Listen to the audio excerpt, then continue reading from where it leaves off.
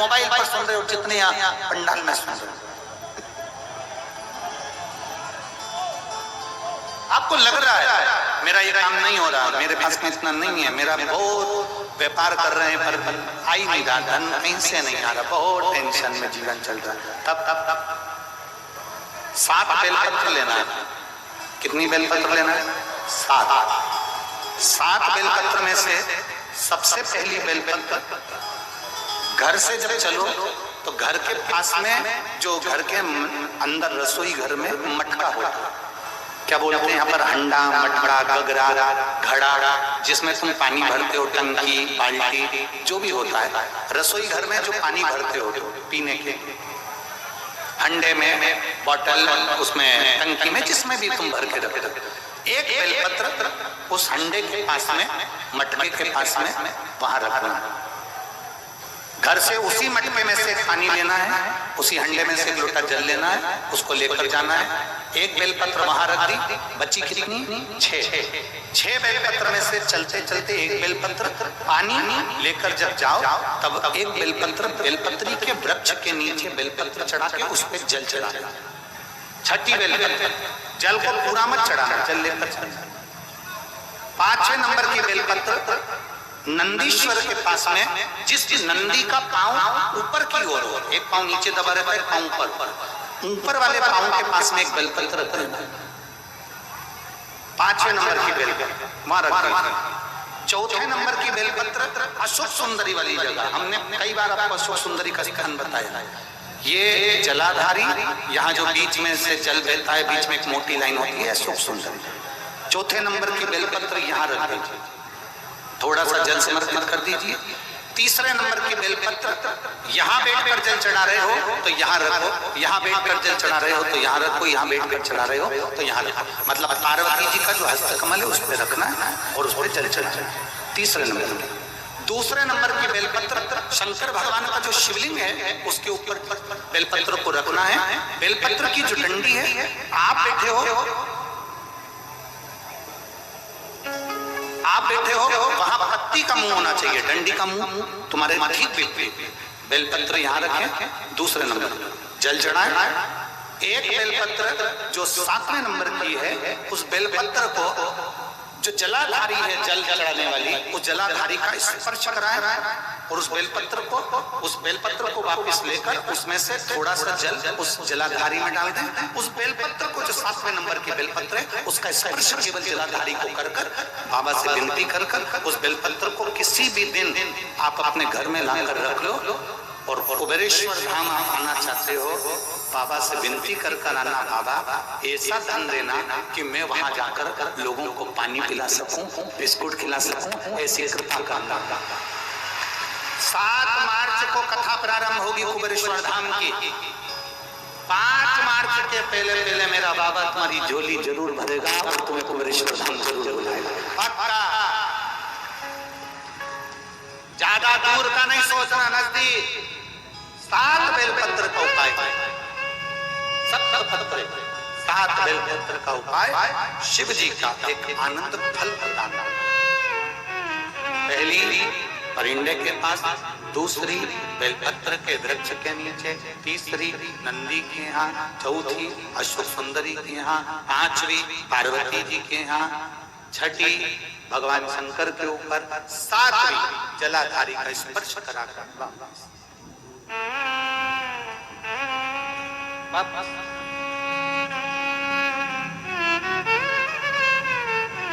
जल कितनी जगह चढ़ेगा?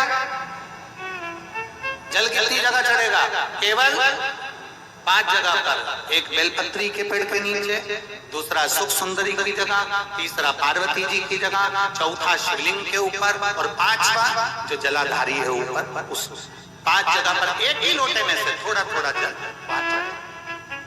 और बाबा से विनती करना है आपको, बाबा मेरा ये दुख है आप मिटा दें, बाबा मेरा ये कष्ट है समाप्त करना, बाबा मुझे सीहोर पहुंचना है, कुबेरेश्वर धाम जाना है, रुद्राक्षोत्सव में लोगों को भंडारा कराना है, बाबा इतनी झोली भरना मेरे दाता, मैं स्वस्थ होकर कुबेरेश्वर धाम की धारा पर पहुंच सकूं। उससे विनती करो, विनय करो, निवेदन। सिर्फ प्रार्थना नहीं हो सकता। उसमें विवाद नहीं हो सकता। उस घर के अंदर जितने भाई रह रहे हो, जितने कुटुंबी रह रहे हो, परिवार रह रहा हो, उसमें क्लेश का कोई मतलब नहीं हो सकता। चलो याद करिए, पुराने समय में कितना प्रेम होता था भाइयों में। सत्य बोलना, बहनों में, भाइयों में, बुआओं में इतना बड़ा परिवार और ऐसा प्रेम रहता था। कोई जमीन मांगे ना जायदाद मांगे, ना दुकान का हिस्सा मांगे, ना रकम मांगे, इतना प्रेम कहां से आता था। तो पुरानी बात याद करो, पहले के समय में ये सीमेंट के मकान बनते थे क्या? अरे बोलते जाओ। नहीं, क्या होता था? चूना मंगवाया जाता था, मिट्टी मंगवाई जाती थी, उसमें गुड़ मिलाया जाता था। बोलो मिलाते थे कि नहीं मिलाते थे? गुड़ मिलाया जाता था और उसमें थोड़ा सा उसको चिकना करने के लिए खोपरे का तेल डाला जाता था। अब वास्तु रीति में तो हमने ये सब चीज छोड़ दिया, हमने ये सब चीज समाप्त कर दिया कि ना तो हम उसमें गुड़ मिला रहे हैं, ना कोई वस्तु मिला रहे हैं, बस सीधे सीमेंट खरीद के लाए और लगा दिया गया। पर उसका वास्तु तत्व क्या है? उसका वास्तु जैसे कोई बहुत बीमार व्यक्ति है, बहुत बीमार है वो, बहुत बीमार, और उसको कोई औषधि नहीं लग रही, उसको कोई औषधि काम ही नहीं कर रही, तो आप जब उसको भोजन कराएं, पानी पिलाएं, आप उसको कुछ भी खिलाएं, चाहे जूस पिला रहे हो, भोजन करा रहे हो, चाहे सूप पिला रहे हो, उसका मुख यदि आप पूर्व में रखकर खिलाएंगे तो 15 दिन के अंदर वो अपने हाथों से भोजन करना चालू कर देगा। 15 से 16वां दिन नहीं होगा।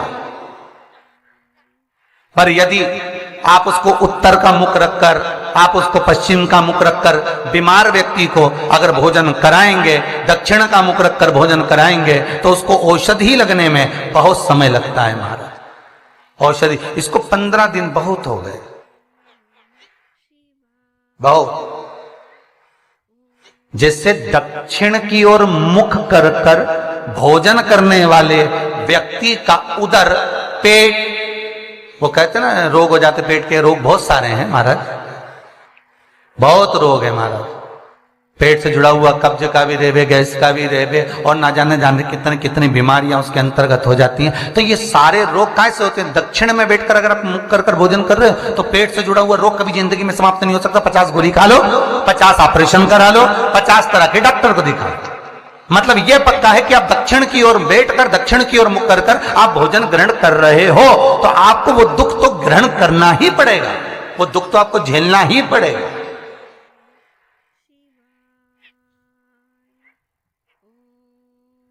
तो भगवान शिव की कथा कर रही है, स्कंद पुराण वर्णन कर रही है महाराज, सुंदर अग्नि पुराण और वामन पुराण कर रही है।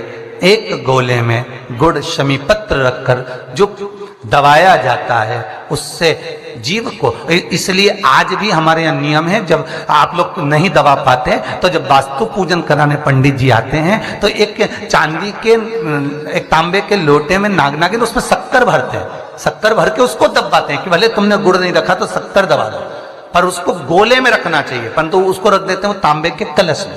नियम वही है पर उसको चेंज कर दिया गया समय अवस्था में कर दिया कि उसमें तांबे का कलश रखो, चांदी का नाग-नागिन रखो, शक्कर भरो, फिर दबा। और नियम वो है कि नारियल का गोटा हो, गुड़ भरा हो, उसमें भले तुम नाग-नागिन रखो चाहे कुछ भी रखो, पर समी पत्र अगर रख दिया तो नाग-नागिन की भी जरूरत नहीं है। समी पत्र रख दिया तो वास्तु की मूर्ति रखने की भी जरूरत नहीं है। समी पत्र में 33 कोटि देवता एक एक पत्ती के रूप में उस समी पत्र के भीतर विराजमान रहते हैं, जिसको हम विराजमान कर रहे होते। सुख, समृद्धि, वैभव, आनंद दे। बेलपत्री के पेड़ के नीचे हल्दी का शिवलिंग का निर्माण करो, हल्दी पिसी हुई हल्दी का शिवलिंग का निर्माण करो, उसका पूजन कर कर घी का दिया लगाकर भगवान शंकर की वही हल्दी का शिवलिंग का तिलक अपने हृदय पर, चाहे पुरुष हो चाहे स्त्री हो, अपने हृदय पर कंठ के पास उस तिलक को लगाएं और बाबा का विसर्जन उसी बेलपत्री के पेड़ के नीचे जल डालकर कर दो। महाराज यश मिलना प्रारंभ हो जाता है। केवल ये यश के लिए ही नहीं होता, इसका एक क्रम और है।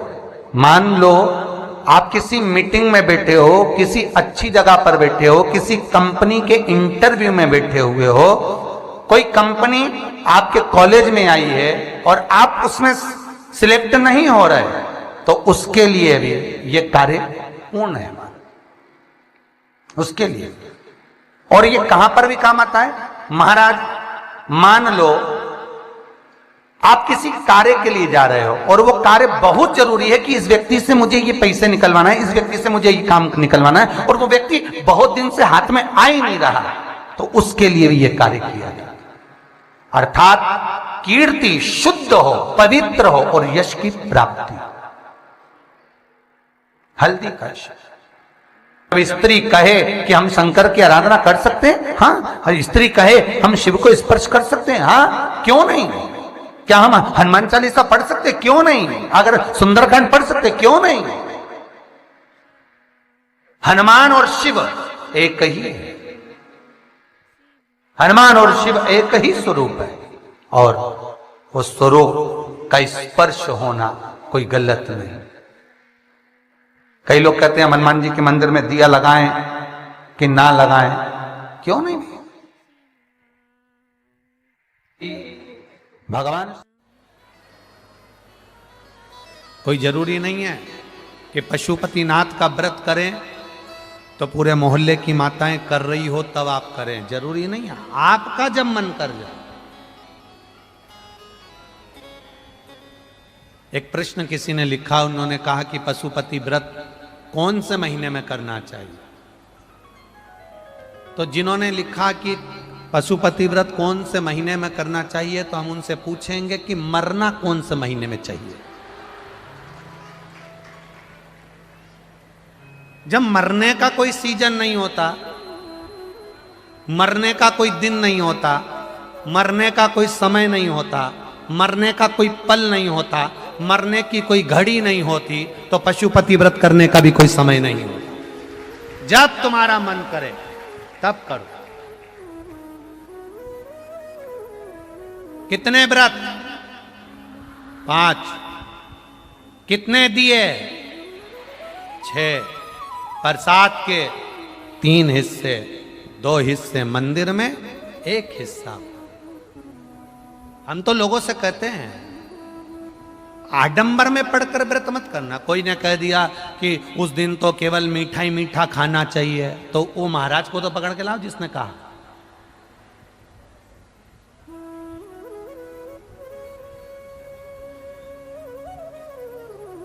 पूजन की एक थाली, सोमवार का पहला दिन व्रत का, सुबेरे जो थाली लेकर पूजन करने जाओ, बाबा का अभिषेक पूजन कर कर आओ, वो थाली वापिस रख दो, वही थाली शाम को ले जाओ, 6 दिए रख कर ले जाओ, मीठा का प्रसाद ले जाओ, 3 हिस्से करने के लिए कोई दोना या कोई कागज जो आपको लगे वो ले जाओ, और जाकर 6 दिए मंदिर में नीचे रखकर 5 दिए प्रज्वलित कर दो, प्रसाद के 3 हिस्से कर दो, जमीन पर रख दो, 2 हिस्से मंदिर में छोड़ दो, एक बिना जला दिया उठाकर वापिस थाली में रख लो, प्रसाद का 1 हिस्सा वापिस थाली में रख लो, पूजन कर लो, बाबा से प्रार्थना कर लो, बाबा आज आपका पशुपति व्रत पहला करा है, मैंने सुना है आप खाली नहीं छोड़ते बाबा, मेरे मन की अभिलाषा पूर्ण जरूर करना, आप झोली जरूर भरना। बाबा से विनय करो, आ जाइए। घर के अंदर प्रवेश करते समय सीधे हाथ में बैठकर अपने घर की ओर मुख कर कर, सीधे हाथ की ओर, जो घर का सीधा हाथ हो, अंदर जाते समय वहीं बैठकर दिया लगा दो, बाबा से प्रार्थना कर अंदर प्रवेश करो। प्रसाद का जो 1 हिस्सा है उसको भोजन करने से पहले खा लीजिए, भोजन करने के पहले। भोजन जो तुम्हारे यहां बना है बड़े प्रेम से पाइए। ऐसे 5वां व्रत जब आए, एक श्रीफल भेंट मंदिर में चढ़ाकर, 108 फूल हो तो फूल, पत्ती हो तो पत्ती, जो मिल जाए, चावल का दाना, मूंग का दाना, जो 108 मिल जाए, शिव जी को चढ़ा। बाबा से प्रार्थना करो, दिल से निवेदन करो, बाबा से विनती करो, और बाबा से निवेदन कर कर 5 व्रत तुम्हारे पूर्ण हो, बड़े आनंद से करिए, मेरा पशुपतिनाथ कृपा करेगा।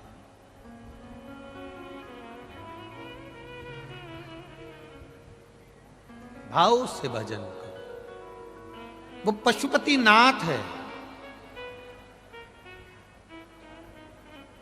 एक एक पशु पक्षी का भी पेट भरने वाला है, एक एक पशु पक्षी का। सहज नहीं है मेरा भोलेनाथ।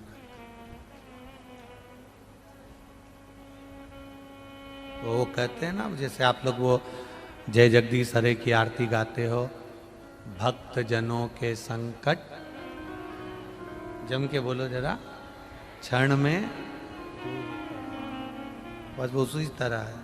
जय पशुपतिनाथ हरे स्वामी, जय पशुपतिनाथ हरे,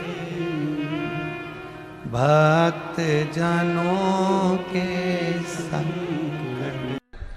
शंकर पर जल चढ़ाने का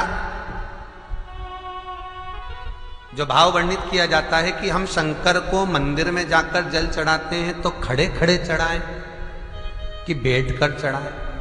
बहुत ध्यान देना साहब।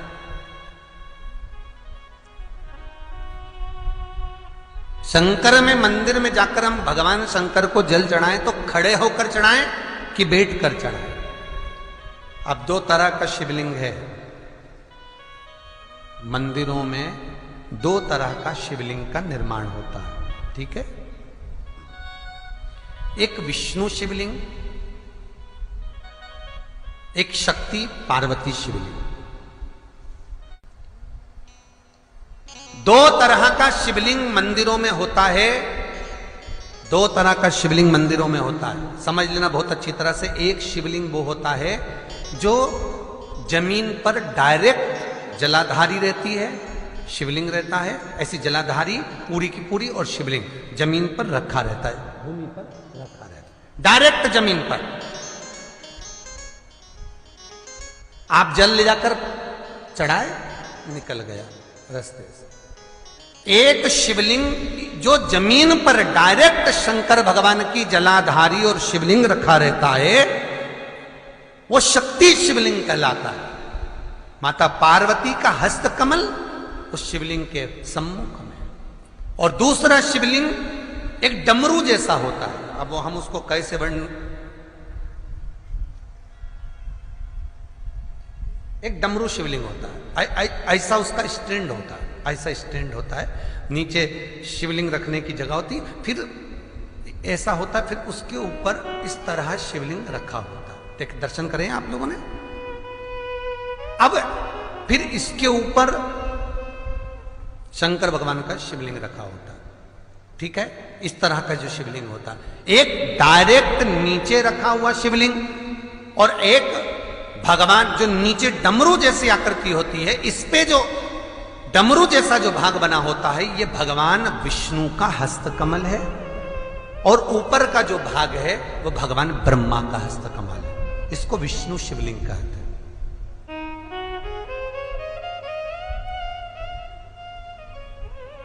इसको हरीश्वर महादेव भी कहा जाता है। कौन सा महादेव कहते हैं?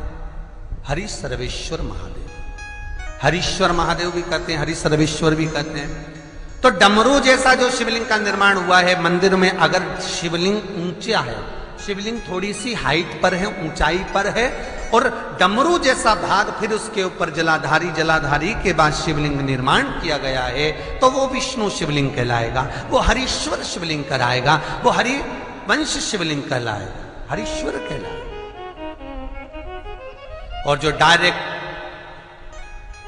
सीधे जो रखा हुआ है, 12 ज्योतिर्लिंग के अगर आप दर्शन करेंगे तो कहीं पर भी आपको विष्णु शिवलिंग नहीं मिलेगा, केवल एक नागेश्वर को छोड़कर।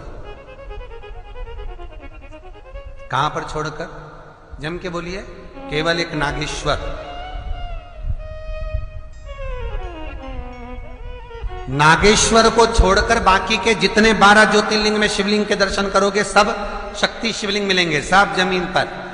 आप जितने भी देखेंगे, काशी का देखेंगे, महाकालेश्वर देखेंगे, तो डायरेक्ट जमीन पर जलाधारी बनी है महाकाल बाबा की, डायरेक्ट जमीन पर बनी है, कोई ऊंचाई नहीं है, डायरेक्ट जमीन पर, फिर शिवलिंग है। ओमकारेश्वर देख लीजिए, ममलेश्वर देख लीजिए, आप चाहें तो विश्वनाथ देख लीजिए, डायरेक्ट जमीन पर। सोमनाथ देख लीजिए, डायरेक्ट जमीन पर। केदारेश्वर देख लीजिए, डायरेक्ट जमीन पर। भीमाशंकर, वैद्यनाथ, डायरेक्ट। आप वैद्यनाथ जी के लाइव प्रसारण कभी चालू कर देखना, डायरेक्ट जमीन पर, डायरेक्ट। तो जितने भी शिवलिंग हैं सारे के सारे शक्ति शिवलिंग हैं। जो डमरू के भाग पर रखा हुआ है वो हरीश्वर शिवलिंग, विष्णु के हस्त कमल पर जो रखा है, तो शास्त्र कहता है आप शक्ति शिवलिंग का जब जब अभिषेक करें, बहुत ध्यान रखना अपनी जिंदगी में इस प्रसंग को श्रावण के महीने में बहुत ध्यान रखना। आपके आसपास में भी मंदिर हो तो उस पर ध्यान रखना। जो शक्ति शिवलिंग हो उस पर जब भी जल चढ़ाना तो बैठकर चढ़ाना, बैठकर चढ़ाना। शक्ति शिवलिंग पर जब भी जल चढ़े, भले शिवलिंग कितना भी ऊंचा हो, कितना भी ऊंचा हो, तो संघी से चढ़ा दो, पर जल बैठकर चढ़ाइए। भले शिवलिंग ऊपर है, पूरा तरह से हाथ नहीं पहुंचा, जैसे सोमनाथ जी में अब शिवलिंग कितना बड़ा है, महाकालेश्वर का शिवलिंग कितना बड़ा, तो उसको तो बैठकर स्नान नहीं करा सकते। भले शिवलिंग कितना भी ऊंचा हो, पर अगर भूमि टच है, शिवलिंग अगर भूमि टच है, शक्ति शिवलिंग है, तो भले आधा शिवलिंग नहाए, आधे पर पानी जाए, पर बैठकर ही स्नान कराया जाता है। और महाराज यदि हरीश्वर शिवलिंग है, अर्थात भगवान विष्णु के हस्त कमल पर, ब्रह्मा के हस्त कमल पर यदि शिवलिंग है, तो वो शिवलिंग का जब भी स्नान कराएंगे, अभिषेक कराएंगे, पूजन कराएंगे, तो खड़े होकर ही करना है। और खड़े होने का भी तरीका होता है, दोनों चरण बराबर में रखकर कभी भी शंकर भगवान के शिवलिंग का स्नान नहीं कराया जाता। महाराज दोनों चरण बराबर रखकर, अगर हरीश्वर शिवलिंग है, किसी मंदिर में शंकर को जल चढ़ाने के लिए आप गए हो और शंकर को जल चढ़ा रहे हो, तो हरीश्वर अगर शिवलिंग है तो दोनों पांव बराबर रखकर नहीं, एक सीधा चरण थोड़ा सा आगे रखिए और उल्टा चरण थोड़ा सा पीछे रखकर भगवान शंकर का जलाभिषेक करने पर लक्ष्मी जैसे अपने चरण रहते हैं, भगवान शंकर उसी तरह से लक्ष्मी को दौड़ाते हुए अपने घर में प्रवेश करा। लक्ष्मी भागती हुई, अगर जो पुष्टि मार्ग से जुड़े होंगे, जो भगवान ठाकुर जी की सेवा करते हैं, पुष्टि मार्ग से जुड़े हों, श्रीमद वल्लभाचार्य जी से, वल्लभ कुल बालकों से जिनका ब्रह्म संबंध हुआ है, ऐसे अगर जीव हैं, वैष्णव जीव हैं, तो वो दर्शन करते होंगे ठाकुर जी, यमुना जी और महाप्रभु जी का। तो कैसा दर्शन करेंगे? श्रीनाथ जी का दर्शन करेंगे तो दोनों पांव श्री जी बाबा के, मेरे ठाकुर जी के बराबर पर है, नाथ द्वारा वाले श्री जी बाबा के, गोवर्धन नाथ जी के दोनों पांव चरण बराबर। श्रीमद वल्लभाचार्य जी का दर्शन करेंगे तो दोनों चरण बराबर के फोटो में मिलेंगे। पर यमुना जी का अगर आप दर्शन करेंगे, पटरानी यमुना जी का जब दर्शन करेंगे, तो यमुना जी का चित्र का दर्शन करेंगे, तो यमुना हमेशा एक पांव यमुना जी का आगे मिलता है। क्यों? जो वैष्णव ठाकुर का दर्शन करे, श्रीमद वल्लभाचार्य जी के अनुसार भगवत चर्चा करे, उसके यहां यमुना भक्ति निरंतर प्रवेश करती जाए, इसलिए भागता हुआ चरण, दौड़ता।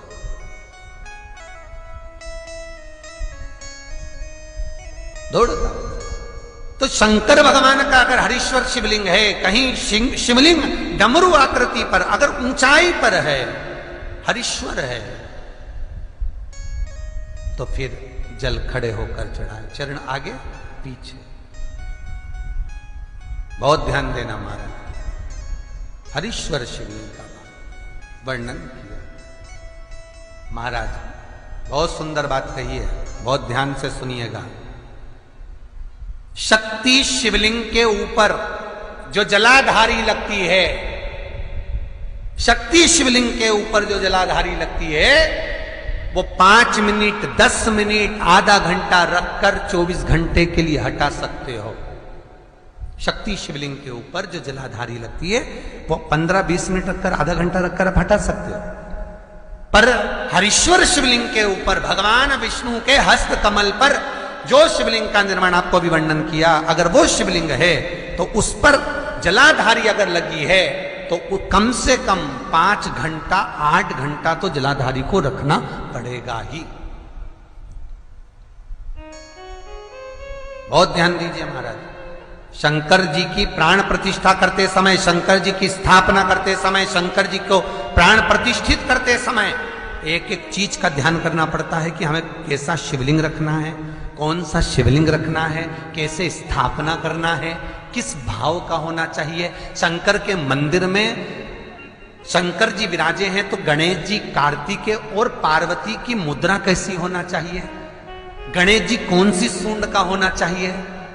जब शंकर के मंदिर में हम आराधना कर रहे हैं तो गणेश जी की सूंड किस ओर होना चाहिए, पार्वती की मुद्रा कौन सी होना चाहिए, षडानंद कार्तिकेय की दृष्टि कहां होना चाहिए, ये शंकर जी की प्राण प्रतिष्ठा में देखा जाता है। केवल मूर्ति वाले ने बाजार में मूर्ति बनाकर बेच दी और तुम गए हमें शंकर जी का परिवार दे दो, हमारे मंदिर है छोटा सा, हमें वहां प्रतिष्ठा करना है, तुम बाजार में गए और शंकर जी का परिवार लेकर आ गए, शंकर जी लिया, कार्तिकेय लिया, पार्वती जी लिया, गणेश जी लिया और स्थापना करवा दी पंडित जी से, और बाद में बोली हमको थोड़ी कष्ट हो रहा है, हमको थोड़ी तकलीफ हो रही है, कहीं ये हम जब से लाए इससे तो नहीं हो रही, कहीं इससे तो नहीं, गलती तुम्हारी है, तुम तो बस गई और लेकर आ गई। यहां तक शिव महापुराण की कथा कहती है कि तुम्हारे घर की मूर्ति जितनी पुरानी होती है उतना सुख देती है। आपको पहले भी कथा में कहा, दिया और मूर्त पुरानी होगी चलेगी।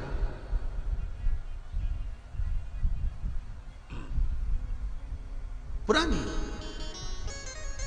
एक फैशन चल गया, छोटे से ठाकुर जी नहीं रखूं, बड़े वाले लाऊंगी लड्डू गोपाल, सेवा अच्छे से हो जाएगी, और जो सास के हाथ के वो अब उनको नहीं पूछे तो दुख नहीं होगा, दुख तो होगा। महाराज घर में जेठानी के आने के बाद देवरानी आती है और सास देवरानी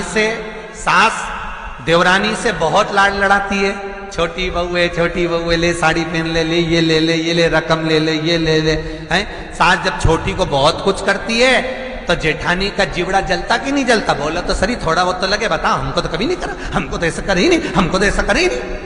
उसी तरह आप नए भगवान लेकर आ गए, नई ठाकुर जी लेकर आ गए और छोटे ठाकुर जी पहले के हैं।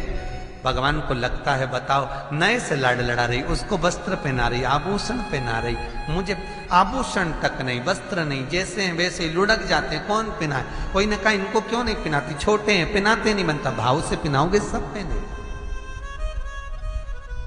शिव महापुराण की कथा कहती है जितनी मूर्ति छोटी होती है, अंगुष्ठ के आकृति से जितनी मूर्ति छोटी होती चली जाती है उतना सुख प्रदान करती है। दास जनों के संकट क्षण में दूर करे,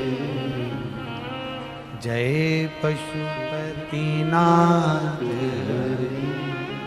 एक क्षण, थोड़ा पल, थोड़ी घड़ी लगती है और वो पार कर देता। दो पत्र हैं,